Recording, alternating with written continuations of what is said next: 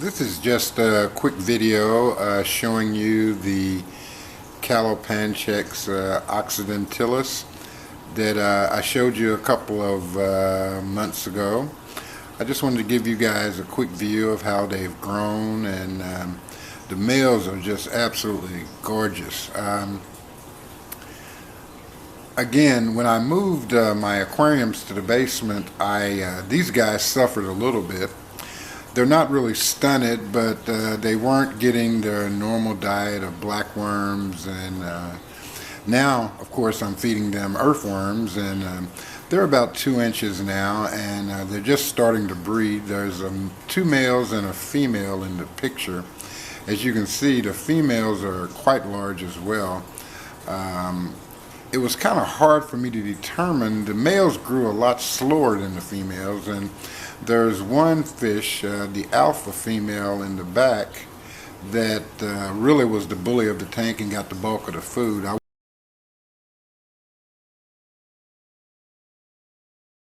Is always dangerous for the smaller individuals in the tank. These are this is the alpha male here. There's a smaller male coming up trying to feed. There he is. But as you can tell, feeding time can be dangerous for some of them. The fish are about 2 inches now, so they've really grown and eating like pigs, I can tell you. The females, for some reason, were hogging all the food, and I do believe that they hatched first. Initially, I had 4 fry, and eventually it turned to 8. I did manage to raise, well, actually there were 10, and so I did manage to raise 8 of them. And as you can see, they're greedily eating the bloodworms, and I mean, they eat until it just seems like they can't eat anymore. Right now it seems like I have about 4 pair, and I think 1 extra male, I believe, or is it 1 extra female? I'm not sure, because the coloration on them is kind of odd as far as the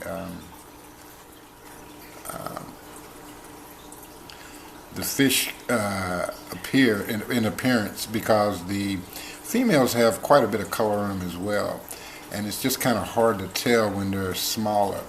Now again, these fish get to be about 4 inches. Hopefully these will grow to be that size. They were slightly stunted because, as I pointed out earlier in some of my earlier videos, that I did move them to the basement, and they got a little stunted. They didn't get any food, and that's really dangerous for annual killifish, because you have to maintain a very high diet for them to, or very high protein diet, in order to have good growth. And if you don't maintain that type of diet for them, of course they'll be stunted. And hopefully these will recover, but I do think that they were slightly stunted. That is the alpha female there, I believe, yeah. Again, feeding time is always a dangerous time for these fish, because I've seen them kill one. I mean, they literally just killed one fish. One of the dominant females just totally brutalized one of the younger males at feeding time. So I'm very careful about when I do feed them. I try to feed them a lot of food, and I try to spread it throughout the aquarium, because again, they're very pugnacious towards each other, especially at feeding time. So I just want to give you guys a brief update of this incredible fish.